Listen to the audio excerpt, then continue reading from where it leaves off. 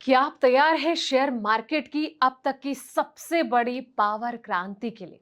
9 लाख करोड़ रुपए, जी हाँ, 9 लाख करोड़ का एक ऐसा विशालकाय बजट जो कि भारतीय पावर सेक्टर का जो चेहरा है बदलने जा रहा है। ट्रांसफार्मर कैपेसिटी में होने वाले इस ऐतिहासिक धमाके से तीन कंपनियां रातों रात मार्केट की सितारा बनने की रेस में है दोस्तों।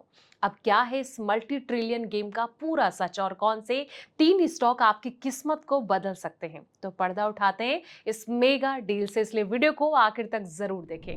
नमस्कार, मैं हूं आपके साथ संध्या बिष्ट और आप देख रहे हैं the economic times Hindi. Bharat में बिजली की बढ़ती मांग के साथ पावर ट्रांसमिशन और डिस्ट्रीब्यूशन इंफ्रास्ट्रक्चर को मजबूत करने पर तेजी से काम हो रहा है।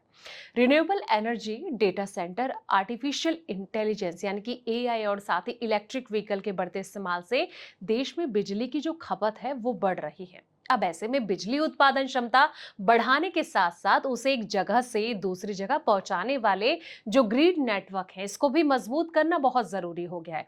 और इसी ट्रेंड का फायदा पावर ट्रांसफार्मर और उनसे जुड़े कंपोनेंट्स बनाने वाली कंपनियों को मिल सकता है दोस्तों। अब भारत की ट्रांसफार्मर कैपेसिटी 110 जीएवीए बढ़कर FY28 तक करीब 300 जीवीए पहुंच सकती है। अब एक रिपोर्ट के मुताबिक भारत में FY23 से FY32 के बीच करीब 9 लाख करोड़ के ट्रांसमिशन ग्रिड कैपेक्स की योजना है। इसका सीधा फायदा केवल ट्रांसमिशन कंपनियों या फिर ट्रांसफार्मर निर्माताओं को ही नहीं मिलेगा, बल्कि उन कंपनियों को भी मिल सकता है जो कि ट्रांसफार्मर के लिए जरूरी स्पेशलाइज्ड वायर हो गया, कंडक्टर बनाती है।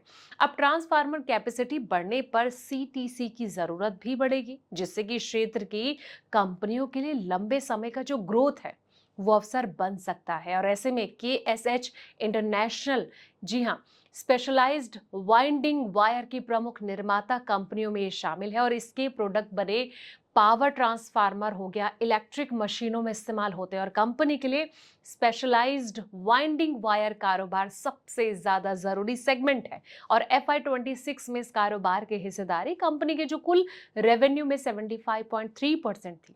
इसी सेगमेंट पे सीटीसी कंपनी का प्रमुख प्रोडक्ट है और कंपनी का बिजनेस मॉडल कॉपर की कीमतों में उतार चढ़ाव से होने वाले जो रिस्क है इसको कम करता है दोस्तों। अब KSH ऑर्डर मिलने के बाद उत्पादन करती है, कॉपर की जो लागत है ग्राहकों तक पास कर दी जाती है। इसके प्रति इस एबिटा अपेक्षाकृत स्थिर रहने में मदद मिलती है। अब Q1 FY27 में कंपनी ने शानदार प्रदर्शन किया। रेवेन्यू सालाना आधार पर 108.4% बढ़कर 1164.2 करोड़ पर पहुंच गया। नेट प्रॉफिट 85.9% बढ़कर 42.2 करोड़ रहा। हालांकि कंपनी का एबिटा प्रति टन भी 41.6% बढ़कर 93,325 हो गया है। अब विद्या वायर्स की बात करें तो बता दें कि इस इंसुलेटेड कॉपर और एल्यूमिनियम कंडक्ट बनाने वाली जो ये कंपनी है, कंपनी अब सामान्य प्रोडक्ट से आगे बढ़कर ज्यादा स्पेशलाइज्ड प्रोडक्ट पर फोकस कर रही है। सीटीसी इसी रणनीति का बहुत जरूरी हिस्सा है। कंपनी 3000 MTPA की डेडिकेटेड सीटीसी कैपेसिटी स्थापित करती है और विद्या वायर्स अपनी कुल मैन्युफैक्चरिंग कैपेसिटी को भी करीब 19,000 MTPA से बढ़ाकर 36,000 MTPA कर रही है।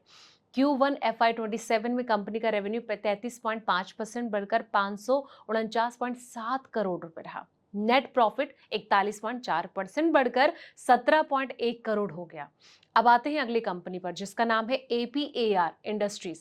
जी हाँ, power transmission distribution infrastructure sector में ये काम करती है और इसकी जो कंडक्टर डिवीजन में पारंपरिक कंडक्टर के साथ साथ प्रीमियम कंडक्टर भी शामिल है, जिनमें की सीटीसी प्रमुख प्रोडक्ट में से एक है।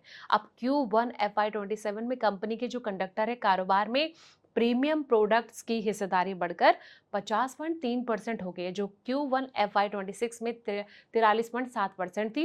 अब प्रीमियम प्रोडक्ट की बढ़ती हिस्सेदारी का जो इम्पैक्ट है कंपनी की कमाई पर भी नजर आता है।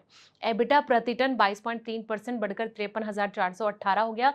F1 FY27 पर APAR इंडस्ट्रीज का जो कंसोलिडेटेड रेवेन्यू है 29.1% बढ़कर 6,591 करोड़ हो गया। नेट प्रॉफिट जो है 77.7% बढ़कर 467 करोड़ रुपए हो गया है दोस्तों। लेकिन जब भी आप ऐसे स्टॉक में ऐसी कंपनी के शेयर्स खरीदने की कोशिश करें या सोचें इनके बारे में, तो एक बार अपने फाइनेंशियल एडवाइजर से ज़रूर सलाह मशवरा करें और उसके बाद ही आपको दाव लगाना चाहिए।